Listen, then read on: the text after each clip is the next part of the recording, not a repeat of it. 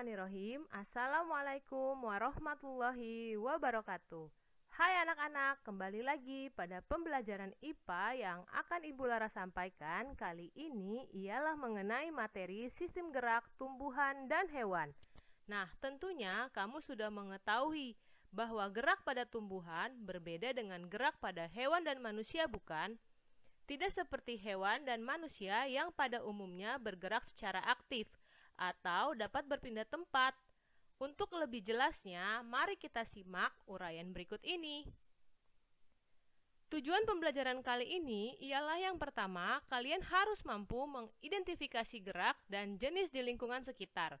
Yang kedua, menyelidiki pengaruh berbagai rangsangan terhadap gerak yang membuka dan menutupnya, misal pada daun putri malu. Yang ketiga, melakukan pengamatan tentang jenis gerak pada tanaman yang berbeda. Nah, sistem gerak tumbuhan bergerak secara pasif atau tidak berpindah tempat dan tetap berada pada tempat tubuh tumbuhan tersebut, yaitu dengan gerakan pada bagian atau keseluruhan tubuh tumbuhan. Nah, berdasarkan asal datang rangsangan, secara umum gerak pada tumbuhan dibedakan menjadi tiga. Yang pertama ada gerak higroskopis, gerak endonom, dan gerak esionom. Jenis gerak pada tumbuhan yang pertama ada gerak higroskopis yang merupakan gerakan bagian tumbuhan yang diakibatkan oleh perubahan kadar air. Hal ini menyebabkan terjadinya pengerutan yang tidak merata. Contoh, merekahnya kulit buah tanaman polong-polongan yang sudah kering. Yang kedua, ada merekahnya dinding spongarium atau kotak spora yang sudah kering pada tumbuhan lumut. Kemudian ada gerak endonom, adalah gerak pada tumbuhan yang tidak dipengaruhi oleh rangsangan yang berasal dari luar. Nah, gerakan ini dapat terjadi secara spontan, bahkan belum diketahui penyebab utamanya.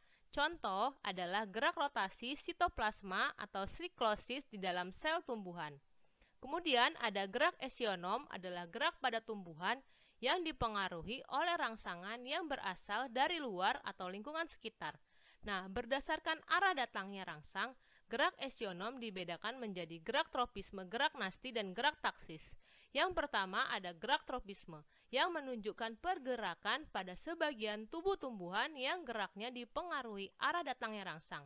Nah, berdasarkan jenis rangsangnya, gerak tropisme tumbuhan dibedakan menjadi fototropisme, yaitu arah gerakan sebagian tubuh tumbuhan pada gerak fototropisme yang dipengaruhi oleh datangnya cahaya. Nah, gerak fototropisme dibedakan menjadi fototropisme positif yang mendekati cahaya dan fototropisme negatif yang menjauhi cahaya. Kemudian ada hidrotropisme, yaitu arah gerakan sebagian tubuh tumbuhan pada gerak ini dipengaruhi oleh keberadaan sumber air terdekat. Contoh adalah gerakan akan tumbuhan ke arah sumber air yang umumnya menunjukkan jenis gerakan hidrotropisme. Kemudian ada geotropisme, yaitu gerakan tumbuhan yang dipengaruhi oleh arah gravitasi bumi atau gaya tarik bumi. Terbagi menjadi dua, yaitu geotropisme positif yang mengikuti arah gravitasi bumi menuju ke pusat bumi, dan geotropisme negatif yang melawan arah gravitasi bumi. Sebagai contoh adalah arah pertumbuhan ke atas pada ujung batang tumbuhan, geotropisme negatif, dan arah pertumbuhan akar tumbuhan, yaitu geotropisme positif. Kemudian ada kemotropisme, yaitu gerakan tumbuhan yang dipengaruhi rangsangan berupa zat kimia. Contohnya adalah gerakan inti generatif seksual dan inti vegetatif aseksual, yaitu tumbuhan yang menuju kantung lembaga saat penyerbukan polinasi. Dan yang terakhir ada tikmotropisme, yaitu gerak tumbuhan yang dipengaruhi oleh sentuhan terhadap suatu benda dan arah gerakannya mengikuti keberadaan benda. Sebagai contoh adalah arah gerak sulur tumbuhan. Nah, perhatikan baik-baik gambar tentang gerak fototropisme. Kemudian, perhatikan baik-baik tentang foto gerak geotropisme. Ada gerak tikmotropisme, yaitu batang pada pohon melingkari batangnya. Nah, gerak nasti adalah gerakan sebagian tumbuh-tumbuhan yang tidak dipengaruhi arah datangnya rangsang, yang disebut sebagai gerak nasti berdasarkan jenis rangsangnya terbagi menjadi fotonasti, yaitu jenis gerak nasti yang rangsangnya berupa cahaya. Contohnya peristiwa yang menunjukkan gerakan mekarnya bunga pukul 4 atau Mirabilis jalapa pada sore hari. Kemudian ada termonasti, yaitu jenis gerak yang rangsangnya berupa suhu, yaitu tumbuhan yang melakukan gerak termonasti biasanya sangat peka terhadap perbedaan suhu pada musim yang berbeda. Sebagai contoh, mekarnya bunga tulip di musim semi. Kemudian ada niktinasti, yaitu gerakan tumbuhan yang dipengaruhi oleh rangsangan berupa keadaan gelap. Contohnya adalah gerak tidur pada tumbuhan kacang-kacangan Papilionaceae di malam hari. Ada seismonasti, yaitu gerakan tumbuhan yang dipengaruhi rangsangan sentuhan. Contohnya adalah gerakan menutupnya daun putri malu saat mengalami sentuhan. Kemudian ada nasti kompleks, yaitu gerakan yang dipengaruhi oleh beberapa rangsangan yang berbeda. Sebagai contoh, gerakan sel penutup stomata pada daun tumbuhan yang dipengaruhi oleh kadar air, cahaya, suhu, dan zat kimia tertentu. Kalian boleh perhatikan contoh gambar gerak termonasti, gerak fotonasti, dan gerak seismonasti.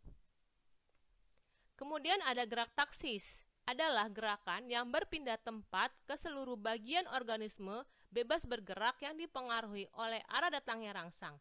Pada tumbuhan, gerak taksis terjadi pada bagian tumbuhan yang dapat bebas bergerak, seperti spermatozoid, kloroplas, serbuk sari. Nah, organisme lain yang melakukan gerak taksis yaitu alga multiseluler dan organisme bersel satu. Rangsang pada gerak taksis dapat berupa cahaya atau fototaksis dan zat kimia atau kemotaksis. Nah, fototaksis merupakan gerakan tumbuhan yang dipengaruhi oleh rangsangan cahaya. Contohnya adalah gerakan kloroplas ke sisi sel yang terkena cahaya. Kemudian ada kemotaksis, merupakan gerakan tumbuhan yang dipengaruhi rangsangan berupa zat kimia. Contohnya adalah gerakan spermatozoid menuju ovum pada tumbuhan lumut dan paku karena adanya zat gula atau protein yang dihasilkan archegonium tumbuhan tersebut. Nah, sistem gerak pada hewan, pada umumnya hewan memiliki alat gerak yang berbeda-beda sesuai dengan habitatnya. Nah, alat gerak yang dimiliki hewan darat umumnya berupa kaki dan sayap, sedangkan alat gerak pada hewan air umumnya berupa sirip. Nah, jenis gerak pada hewan, pertama ada gerak hewan dalam air, yaitu hewan dapat bergerak bebas di dalam air karena memiliki massa jenis yang berbeda dengan air. Selain massa jenis perbedaan gaya angkat dalam air dibandingkan di udara, juga menjadi penyebab pergerakan yang bebas pada hewan. Nah, beberapa ciri khas yang dimiliki oleh hewan air ketika melakukan pergerakan, yang pertama, umumnya memiliki tubuh berbentuk torpedo yang memungkinkan tubuh meliuk dari kiri ke kanan karena dapat mengurangi hambatan ketika bergerak di dalam air. Yang kedua, gelembung renang yang dikeluarkan ikan saat berenang berguna untuk mengatur gerakan naik turun. Gurat sisi pada tubuh ikan berfungsi sebagai detektor keadaan di dalam air. Susunan otot dan tulang ikan fleksibel dan kokoh untuk mendorong ekor ikan dalam air. Dan yang terakhir adalah gerakan tubuh ke kanan dan ke kiri, serta gerakan sirip ekor dapat menghasilkan gaya dorong ke depan. Nah, gerak hewan di udara dapat dilakukan oleh sebagian besar hewan yang tergolong ke dalam kelompok aves atau unggas. Nah, karakteristik gerakan hewan di udara yaitu tubuh unggas tersusun oleh kerangka yang ringan karena tulang-tulangnya merupakan tulang berongga. Kemudian memiliki tulang dada dan otot yang kuat untuk mengepakkan sayap. Dan yang terakhir, bentuk sayap airfoil membuat udara di atas sayap mengalir lebih cepat, sehingga gaya angkatnya juga lebih cepat. Kemudian ada gerak hewan di darat yang memiliki hambatan yang lebih sedikit dibandingkan hewan yang bergerak di dalam air dan udara.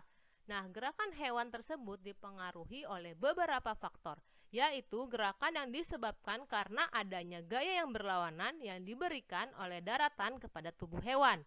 Kemudian, hewan yang bergerak di darat memiliki kerangka tubuh yang kuat untuk menopang tubuh. Nah, alat gerak khususnya kaki disusun oleh otot yang kuat dan elastis. Kemudian bentuk kakinya juga ramping, dapat memperkecil gaya gesek di udara saat hewan bergerak. Demikian hasil pemaparan materi tentang sistem gerak pada hewan dan tumbuhan. Kurang lebihnya, Ibu mohon maaf ya anak-anak. Happy reading my children. Assalamualaikum warahmatullahi wabarakatuh.